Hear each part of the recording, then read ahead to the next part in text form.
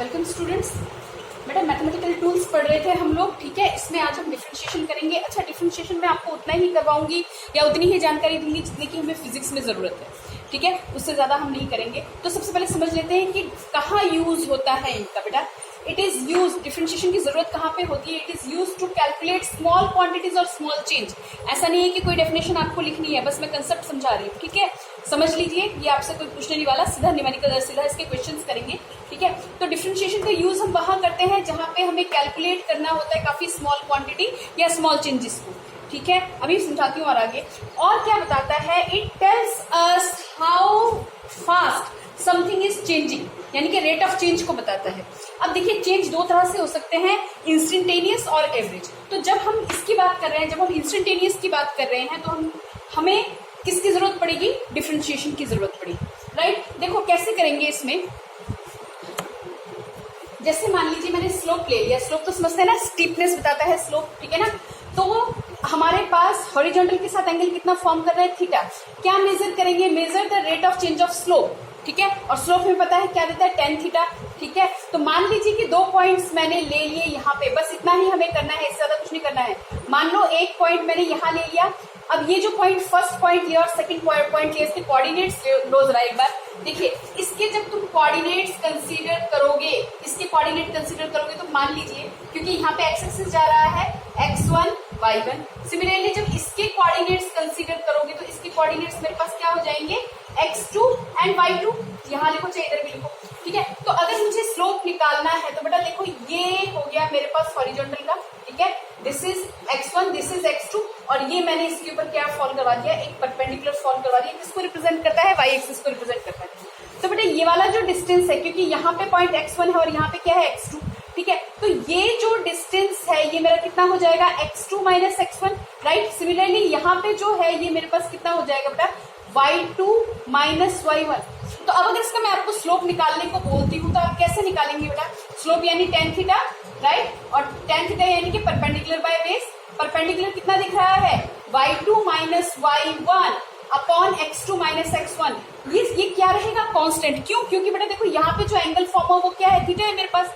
अगर आप यहाँ पे ऐसा कोई पॉइंट ले लेते तो ये भी कितना एंगल फॉर्म करता? थीटा। यहाँ पे मेरे पास जो ग्राफ है वो कैसा ग्राफ है? कांस्टेंट, ठीक है। यानी थीटा मेरा क्या नहीं हो रहा? चेंज नहीं हो रहा। लेकिन यहाँ से हमें ये जरूर पता चल रहा है कि y चेंज हो रहा है विद रेस्पेक्ट टू x, यानी x के बढ़ने के साथ साथ y में कितनी तब्दीली आ रही है। बात समझ में आ रही है? अब देखिए, सुनिए बेटा, इसको जरा रिलेट करते हैं जब हम स्पीड फाइंड आउट करते हैं, ठीक है। क्या फाइंड आउट करते हैं? स्पीड। आप क्या बोलते हो? डिस्टेंस अपॉन टाइम लेकर, ये तो बोलते हो, है ना।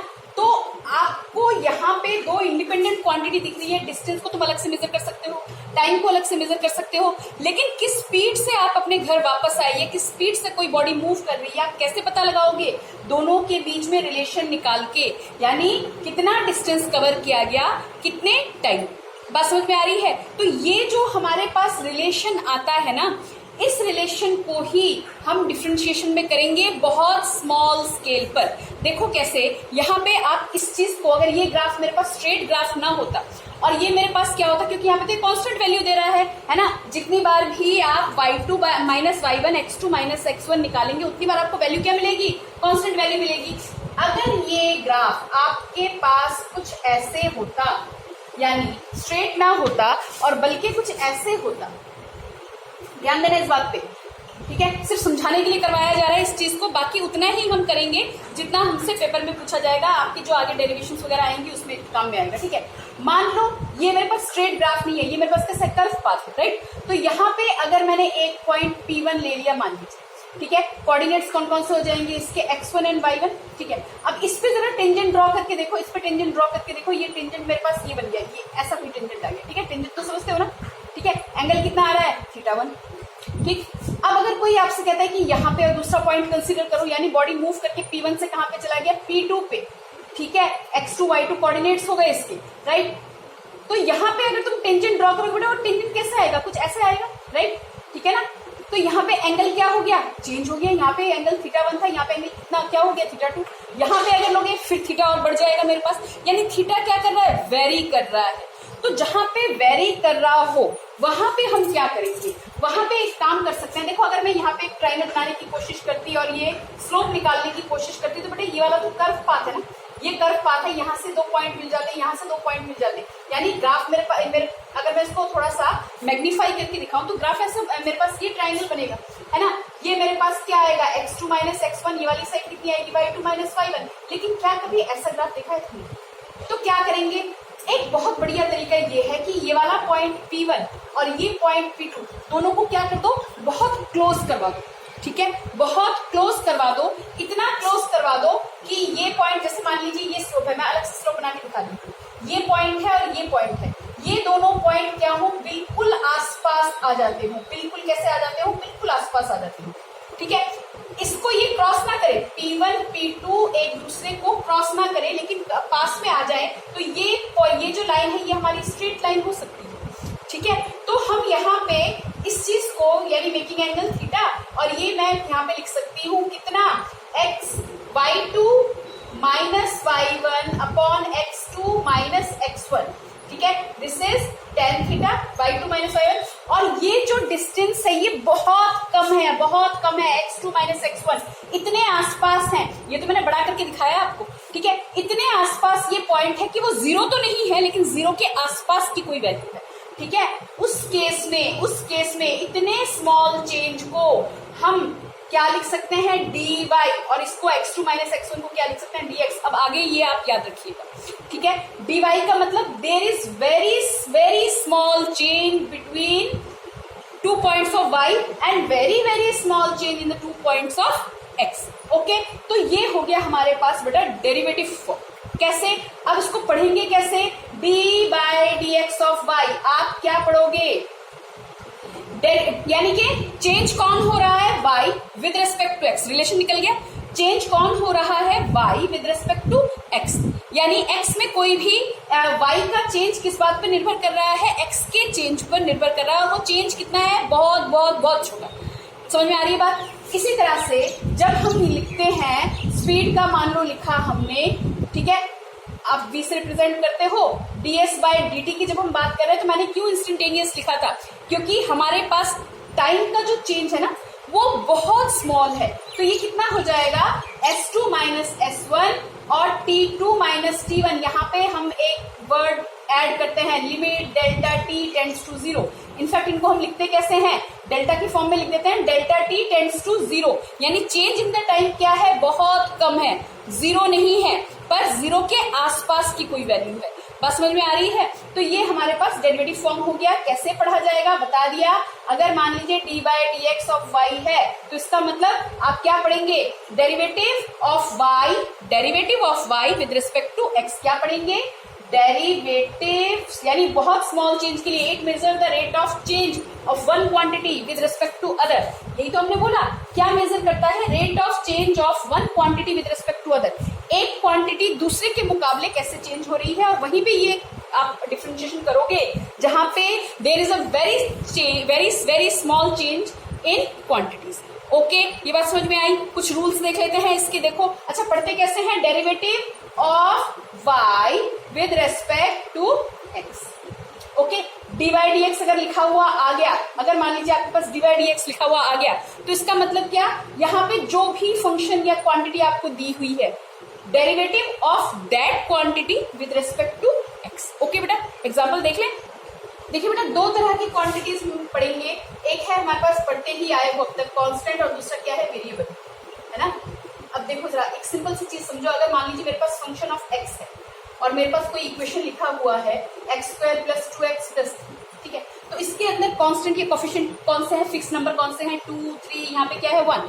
These are the fix number, they will be termed as constant. Constant वो होती हैं जो एक टाइम पे एक ही वैल्यू ले सकता हूँ। लेकिन वेरिएबल्स क्या, जिनकी वैल्यू एक टाइम पे एक से ज्यादा होती हो। जैसे x का स्क्वायर है तो हम कम से कम x की दो वैल्यू तो निकालते थे। मान लो, मैंने अभी सॉल्व नहीं किया, मान लो 1 और 2 आ रही है, मान लो, या -2 आ रही है, कुछ भी आ रही है, तो x एक ही, इसको सॉल्व करने के बाद x की कम से कम दो वैल्यूज आएंगी, x क्या हो गया, वेरिएबल हो गया, ठीक है ना। और हमारे पास दूसरा टर्म कौन सा है, कांस्टेंट, यानी कि जितने भी नंबर्स हैं बेटा, सारे के सारे नंबर किस किस में माने जाएंगे, कांस्टेंट माने जाएंगे। तो जब आप डिफरेंशिएशन कर रहे हो तो मान लो कि मैंने एक क्वेश्चन लिया, मान लो एक छोटा सा क्वेश्चन लिया, एक छोटा सा रूल आप याद रखिएगा कि जितने भी कांस्टेंट्स होती हैं, जितने भी नंबर होते हैं, उनका डिफरेंशिएशन और इंटीग्रेशन अगला वीडियो बनाऊंगी उससे, ठीक है, वो सब क्या होती है, जीरो। एक नंबर लेके देख लेते हैं। मान लो मेरे को दिया हुआ है y इज इक्वल टू 6 और हमें बोला हुआ है कि differentiate with respect to x, ठीक है, ये बोला हुआ है विद रिस्पेक्ट टू x, किसके मुकाबले, x के मुकाबले। आप क्या करोगे, dy dx लगा दोगे, किसका, y का। जब इसका फाइंड आउट करोगे तो ये वैल्यू क्या आएगी, जीरो। जितने भी नंबर है सारे कांस्टेंट होते हैं, उनका क्या होगा, जीरो। अब कैसे पता लगाएं, देखो इसको ग्राफ बना के देखते हैं। मान लीजिए x ले लिया, मान लीजिए y ले लिया, और y की वैल्यू यहाँ पे कितनी आ गई हमारे पास, देयर इज y, और यहाँ पे हमारे पास क्या है, x। जीरो से लेना शुरू करो, 1 2 3 4 5 एंड 6, ये 6 तक मेरी वैल्यू, ठीक है। x dx का मतलब मैंने क्या बताया था, x चेंज हो रहा है, ठीक है ना, तो x को चेंज करते चले जाओ। जब मेरे पास x यहाँ पे था तो ऑलरेडी ऑब्जेक्ट मेरे पास यहाँ पे था, ध्यान से देखना, ठीक है। जब मेरे पास x थोड़ा सा और बढ़ा तो तब भी मेरे पास बॉडी यहीं पर है, ठीक है। जब x और बढ़ा तो भी मेरे पास y की वैल्यू तो चेंज नहीं हो रही, x मेरा चेंज होता जा रहा है, लेकिन क्या y चेंज हो रहा है, नहीं चेंज हो रहा। y मेरे पास चेंज नहीं हो रहा, तो y मेरे पास कैसे आ गया, ऐसा पैरेलल टू दिस एक्सिस, है ना। अब जरा देखिए इसमें एंगल कितने का दिख रहा है, थीटा कितने का दिख रहा है बेटा, 0 डिग्री, यानी कि tan थीटा मेरे पास कितने का हो गया, 0 डिग्री, यानी स्लोप कितने का हो गया, स्लोप कितने का, कितना स्लोप आ गया, स्लोप को हम क्या बोलते हैं, tan थीटा, ये कितना हो गया, खुद कितना हो गया, 0। बात समझ में आ रही है, कोई चेंज ही नहीं आ रहा। और डिफरेंशिएशन तो हम वहां पे करेंगे जहां पे हमारे पास स्मॉल चेंज आएगा। ये क्या हो गया, कांस्टेंट, और कांस्टेंट चीजों का हमारे पास डिफरेंशिएशन कितना होता है, डिफरेंशिएशन निकालने के बाद उसकी वैल्यू कितनी आती है, 0, याद रहेगा, ठीक है। तो वेरिएबल्स का देख लो एक बार, नंबरों का देख लिया कि जितने भी नंबर होंगे सारे क्या हो जाएंगे, 0। और देखो ये मैंने यहाँ पे आपको समझा भी दिया। अब देखिए एक रूल देखिए, बहुत सिंपल सा रूल देखिए, डिटेल में अगले वीडियो में बताऊंगी। मान लीजिए y इज इक्वल टू कोई x का फंक्शन है, y क्या है, x का फंक्शन, तुम इसको ऐसे भी लिख सकते हो, f ऑफ x यानी फंक्शन ऑफ x, और यही मेरे पास क्या है, y। बस समझ रहे हो, f ऑफ x यानी कि कोई इक्वेशन मेरे पास लिखा हुआ है, वो किसमें है, x में, तो x का स्क्वायर। अच्छा एक जनरल कर लेते हैं, ठीक है। y is equal to x raise to power n, और आपको दिया है differentiate with respect to x। यहाँ पे जो वेरिएबल होगा वही चेंज होगा। अगर ये 2 के ऊपर n होता ना तो नहीं होता वो, समझे। क्या करेंगे, dy dx लेंगे, किसके रिस्पेक्ट में करवा रहे हो, x के रिस्पेक्ट में, किसका डिफरेंशिएशन, y का, तो dy dx जब इसका करोगे बेटा आप, इसका रूल क्या है, जो पावर ऊपर होती है वही पावर क्या होती है, नीचे आ जाती है, और ये जो पावर है उसमें क्या हो जाएगा, एक माइनस हो जाएगा, ठीक है। ये समझ लो बस, एक्चुअली हमारा काम यहीं से है, ठीक है। इससे आगे का जो मैंने कंसेप्ट आपको समझाया उसको आप 1-2 बार देख लेना, कंसेप्ट समझ में आ जाएगा कि जहां पे वेरिएबल हो, ठीक है ना, जहां पे वैल्यू क्या हो, बहुत आसपास आती हो, बहुत छोटा चेंज हो, वहीं पे हम डिफरेंशिएशन अप्लाई करते हैं, ठीक है। और कॉन्स्टेंट्स जो होंगे वहां पे तो वैल्यू क्या आ जाएंगी आपकी, 0, कोई चेंज ही नहीं हो रहा वहां, ठीक है। तो ये कितना हो गया, मान लो एक एग्जाम्पल ले लेते हैं, बेटा एग्जाम्पल, ये तो मेरे पास रूल था, ठीक है। एक एग्जाम्पल ले लेते हैं, इसको एग्जाम्पल को लो, मान लीजिए y आपको दिया हुआ है 2, अच्छा 2 भी नहीं लगाएंगे, क्या लगाएंगे, मान लीजिए x की पावर 6 दिया हुआ है, ठीक है। इस तरफ वेरिएबल में क्या दिख रहा है, x, तो किसके रिस्पेक्ट में करना पड़ेगा, differentiate with respect to x। Yes, right hand side पे जो वेरिएबल आपको दिया है उसी के रिस्पेक्ट में आपको तोड़ना पड़ेगा, उसको देखना पड़ेगा, उसका चेंज देखना पड़ेगा। तो d by d x of y is equal to d by d x किस चीज का, x रेज टू पावर 6 का, ठीक है। तो कैसे चेंज कर रहे हैं हम, 6 आ गया नीचे x, और 6 में से 1 चला गया, तो ये मेरे पास हो जाएगा 6x रेज टू पावर 5। बस समझ में आई बेटा, आज यहीं तक करते हैं, ये रूल आज देख लो, कल मैं इससे ऊपर क्वेश्चन करवा दूंगी, आज आप कंसेप्ट समझ लीजिए, ठीक है।